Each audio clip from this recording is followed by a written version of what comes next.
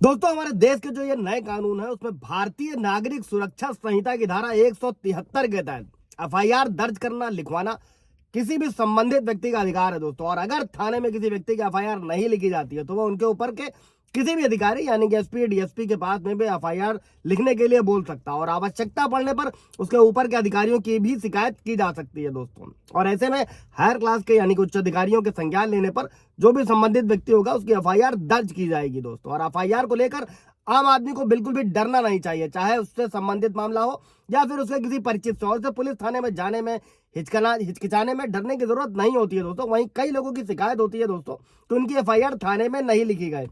For example 498 है, दहेज है, घरेलू हिंसा है, जमीन कब्जा विवाद है, सड़क पर चलते समय कोई हादसा हो गया, चोरी है, लूट है, कोई दस्तावेज खो गए हैं दोस्तों, किसी भी तरीके का उत्पीड़न का मामला हो या कोई अन्य आपराधिक वारदात, इन सब में सबसे अहम एफआईआर यानी कि फर्स्ट इंफॉर्मेशन रिपोर्ट होती है दोस्तों। और इसमें क्या होता है दोस्तों, इसमें तहरीर के जो बिंदु होते हैं यानी कि जो इंपॉर्टेंट पॉइंट्स होते हैं उसी के आधार पर ही पुलिस मामला दर्ज करती है। इसलिए किसी भी व्यक्ति को एफआईआर के बारे में जानना बेहद जरूरी होता है दोस्तों। और कई बार देखने को मिलता है कि पुलिस किसी व्यक्ति के एफआईआर को दर्ज नहीं करती है। ऐसे में इससे जुड़े जो नियम है दोस्तों, जो कानून की जानकारी है वो सभी को होनी चाहिए ताकि आप अपने ऊपर जो कानूनी अधिकार है उनको अच्छी तरीके से समझ सके और पुलिस के टाल मटोल करने पर भी एफआईआर दर्ज करा सके। और एफआईआर को कोर्ट से भी दर्ज कराया जा सकता है दोस्तों। जय हिंद, नमस्कार, मैं एडवोकेट आशीष मिश्रा। लाइक कर दीजिएगा, शेयर कर दीजिएगा, सब्सक्राइब कर दीजिएगा ताकि इन्फॉर्मेशन दोस्तों और लोगों को मिल सके दोस्तों। बढ़ते हैं दोस्तों स्टेप बाय स्टेप एफआईआर को दर्ज कैसे कराना, मामला कैसा भी दोस्तों।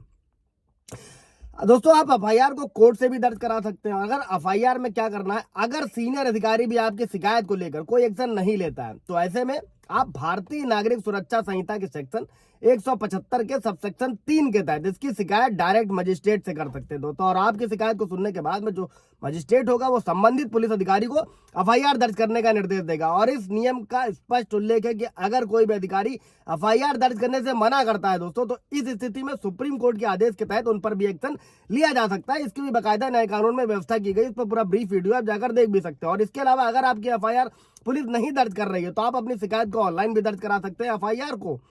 दोस्तों एक इंपॉर्टेंट चीज और भी समझिएगा कि एफआईआर की कॉपी पर उस पुलिस स्टेशन की मोहर और जो संबंधित पुलिसकर्मी के हस्ताक्षर भी होने चाहिए। और एफआईआर की कॉपी आपको देने के बाद में पुलिस अधिकारी अपने रजिस्टर में लिखेगा कि सूचना की कॉपी शिकायतकर्ता को दे दी गई। ये सारी व्यवस्था नए कानून में करी गई। और अगर आपकी शिकायत पर इसके बाद दोस्तों जो भी आपकी एफआईआर है उस पर जो भी कार्रवाई की जा रही है उसकी सूचना आपको दी जाएगी दोस्तों। आपको और पुलिस को अगर सही घटना स्थल की जानकारी नहीं है अगर एफआईआर को दर्ज कराना तो भी परेशान होने की जरूरत नहीं है दोस्तों। और पुलिस तुरंत एफआईआर दर्ज कर जांच शुरू कर देगी। हालांकि जांच के दौरान घटनास्थल के थाना क्षेत्र की जानकारी होने पर जो भी संबंधित थाने में केस को ट्रांसफर कर दिया जाता है। अब तो जीरो एफआईआर की भी व्यवस्था है और एफआईआर दर्ज करवाने के लिए कोई भी शुल्क नहीं लिया जाता। और अगर कोई भी एफआईआर दर्ज करवाने के नाम पर अगर आपसे रिश्वत की मांग करता है तो उसकी भी शिकायत की जा सकती है।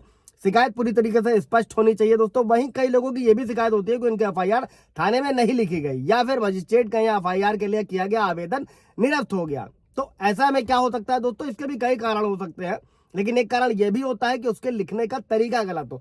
एफआईआर को कम से कम शब्दों में स्पष्ट और पूरे मामले को लिखना चाहिए दोस्तों, क्योंकि कोर्ट में केस इसी आधार पर चलता है। और एफआईआर सरल भाषा में लिखनी चाहिए, उसमें शिकायत पूरी तरीके से स्पष्ट होनी चाहिए। एफआईआर की तहरीर देते समय किन किन बातों को ध्यान रखना चाहिए दोस्तों, उसको पॉइंट टू पॉइंट समझ लीजिएगा जब भी किसी मामले में एफआईआर आप कराने जा रहे हैं, ताकि वो रद्द ना हो, वो निरस्त ना हो दोस्तों।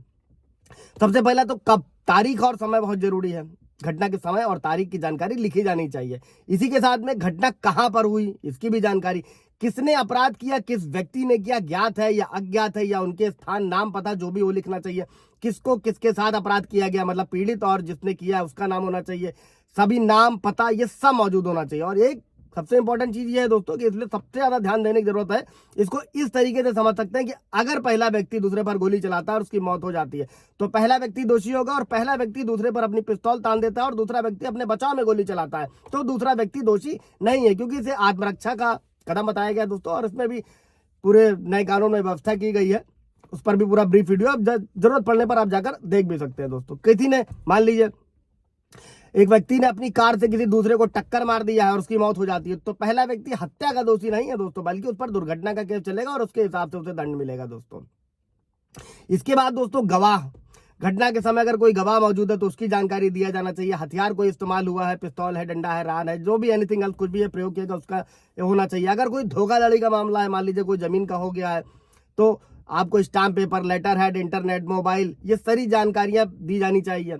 अब इसके बाद किस प्रकार क्या पकड़ अपनाया गया अपराध के लिए, उसको भी लिखना चाहिए कि क्या किया गया, इन सब को मिलकर क्या किया गया जो कि अपराध है उसकी भी डिटेल दी जानी चाहिए दोस्तों। और ये सभी पॉइंट शामिल हो जाएंगे और पुलिस के लिए केस को समझते हुए उचित धाराओं में मामला दर्ज करना आसान होगा। जब आप पूरी कंप्लेंट लिखाएंगे उसके हिसाब से पुलिस सेक्शंस लगाती है दोस्तों। और अभी तो 0 FIR की भी व्यवस्था है, जरूरत पड़ने पर कहीं भी दर्ज कराई जा सकती है। इसके अलावा भी भारत के किसी भी थाने में दर्ज कराई जा सकती है, उसके बाद वो संबंधित थाने में ट्रांसफर कर दिया जाता है दोस्तों। इससे रिलेटेड कोई सवाल जवाब होगा आप लोगों का तो कमेंट में पूछ लीजिएगा। Thank you.